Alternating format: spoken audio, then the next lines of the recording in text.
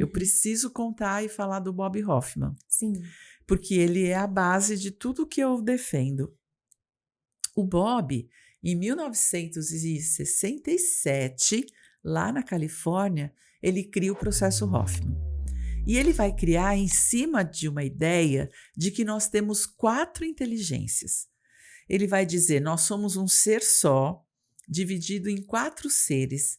E são 4 seres autônomos, são 4 seres que trabalham conectados, interconectados, mas todos eles têm autonomia, porque são inteligências. Essas inteligências são a primeira intelectual, que é aquela que graça no mundo, né? É a que todo mundo valoriza, porque é a nossa única inteligência que fala. E porque ela fala que ela é a melhor ou a única. Mas nós temos também a inteligência emocional. E a inteligência emocional, ela ficou muito famosa na pandemia, quando o intelecto não conseguiu resolver o que a gente ia fazer dentro de casa. Sim. Né? Então, o estresse, o pânico, as brigas dentro de casa, as insatisfações, o intelecto não conseguia resolver e as pessoas começaram a descobrir que, opa, eu estou vivendo uma coisa aqui que eu não sei nem explicar. Ah, isso se chama emoção. E a partir daí, a inteligência emocional virou moda. Virou porque nós descobrimos que sem ela a gente não vai sair. Este é um problema não lógico, porque vamos combinar que a pandemia foi uma loucura. Portanto, nada de lógica nessa história. E aí a lógica linda do nosso intelecto não resolvia, porque era algo ilógico. Por isso a gente brigou tanto, teve tanta confusão no mundo, vacina, não vacina, contra vacina, a favor de vacina, porque a gente estava completamente fora do nosso lugar de conforto, que é pensar e levar a vida logicamente. Porque é lógico, a gente dizia, né? É óbvio. E aí tudo parou de ser óbvio, tudo parou de ser lógico. E a inteligência emocional precisou entrar em campo. E aí os mais espertos, aqueles que já sabiam disso, começaram a falar, pera, deve ter um outro jeito de resolver isso. E aí, de fato, quem acionou, porque é uma inteligência nossa, não está fora, mas quem acionou a sua inteligência emocional foi quem se saiu melhor na pandemia.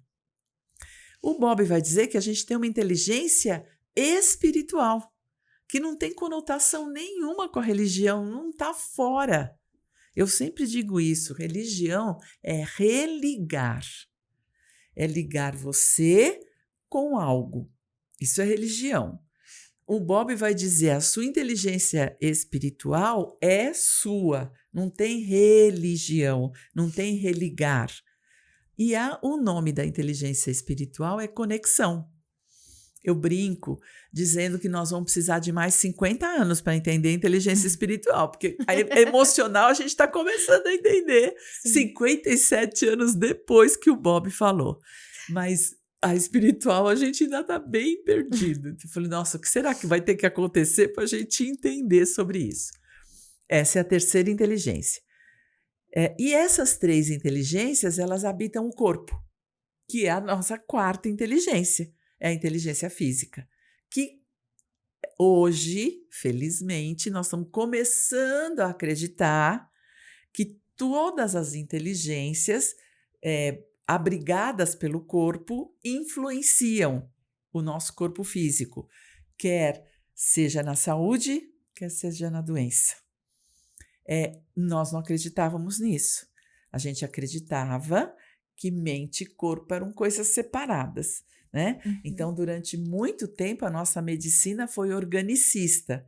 Isto é, o vírus, a bactéria, vem do nada, vem do além, e você fica doente. E uma pessoa fica doente e a outra não. Então, assim, num ambiente desfavorável, cheio de bactérias e vírus, por que é que uma pessoa fica doente e a outra não? Por que que uma pessoa morre daquilo e a outra não? Então, esse problema está fazendo as pessoas pensarem que tudo que a gente vive internamente, essas inteligências que o Bob dizia, elas habitam o corpo físico e elas defendem a nossa imunidade ou fragilizam a nossa imunidade. Então, o princípio de todo o meu conhecimento é que nós temos 4 inteligências. A partir daí, eu vou olhar para o ser humano e, a partir dessa humanidade, como é que a gente vai construir o líder, o empreendedor, o pai, a mãe, o filho, a avó. São papéis dentro da nossa humanidade. E como é que nessa humanidade eu vou desenvolver e viver os meus papéis? Então, eu acho que é exatamente isso, do ponto de vista do Bob Hoffman, que você está falando hoje. Então, assim, como que a gente faz para fazer o que você fez, largar o mundo corporativo e empreender? Como eu posso empreender com mais tranquilidade? Como eu posso empreender e, ao mesmo tempo, aproveitar a vida, a minha juventude, a minha família? Como eu posso fazer isso? Sendo humano e se apropriando da sua humanidade. Isso só dá para fazer quando você volta para trás. Porque quem te fez humano foi pai e mãe. E as pessoas pensam assim, eles só me geraram. Não! Nossos pais ou nossos cuidadores conversaram com a gente. Isso nos transformou em humano. Porque a diferença entre o chimpanzé e a gente é a linguagem. E o amor. Mas só quem tem amor é quem tem linguagem. O chimpanzé desenvolve afeto. A gente diz que o cachorro nos ama. Não, ele desenvolve afeto, ele não sabe o que é amor. Porque amor precisa de significado. E a gente dá significado a palavras.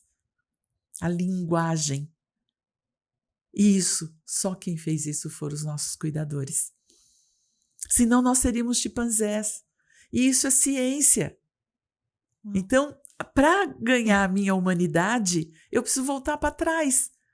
Para falar, pera, quando o espermatozoide fecundou o óvulo, que era do meu pai e da minha mãe, e eu juntamos 2 células, 4 células, 8, 16, 32, e virou isso aqui. Como foi essa história? Como foi que eu entendi essa história? Como que eu dei significado para a minha humanidade? E aí é a partir disso que aí eu volto para o cenário, aquilo que eu te falei, e volto para essa vida insatisfeita, dizendo, agora eu sei como mudar isso. É um dia depois do outro, é devagar e sempre, é com muito respeito, é com atenção, é com gratidão, é com perdão, com tudo que a gente precisa, mas agora eu já sei fazer.